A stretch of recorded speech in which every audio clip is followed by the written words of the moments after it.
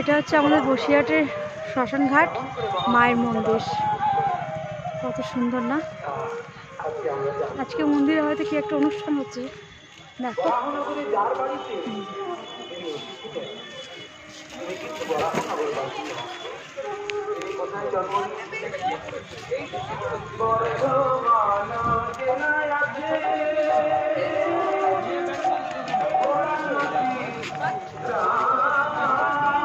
Photo দেখাবি তারপর বিশ্বাস করবি, তাই বিশ্বাস করতে হবে না, তোর মুখের কথা বিশ্বাস করবো না।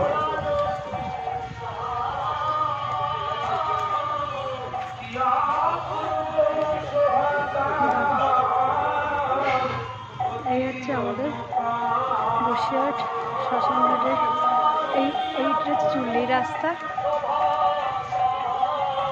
এই হচ্ছে মায়ের মন্দির। কত সুন্দর মন্দিরটা। সব থেকে শান্তির জায়গা হচ্ছে এইটা,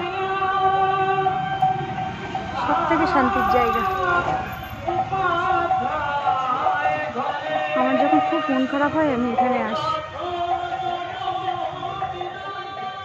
এর মতো শান্তির জায়গা আর নেই।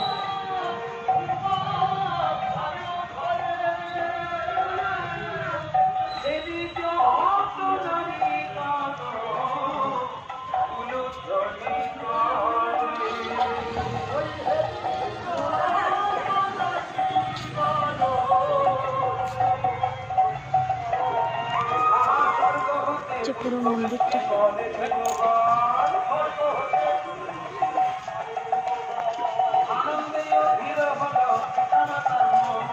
রাত হয়েছে বলে মায়ের দরজা বন্ধ করে দিয়েছে, আবার সকালবেলা খুলবে। মন্দিরটা কত সুন্দর দেখো।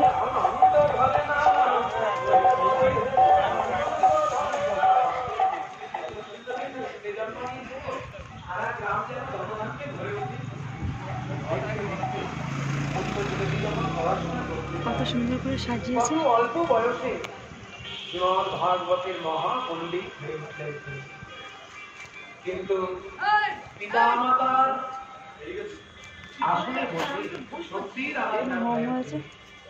একদিকে শক্তির আরাধনা করেন আর অন্যদিকে শ্রীমদ ভাগবত আসক্তি করেন। আশেপাশে যত মহাপণ্ডিত তাদের সকলের থেকে তিনি বড় পণ্ডিত হয়ে উঠলেন শ্রীমদ ভাগবত শাস্ত্রে।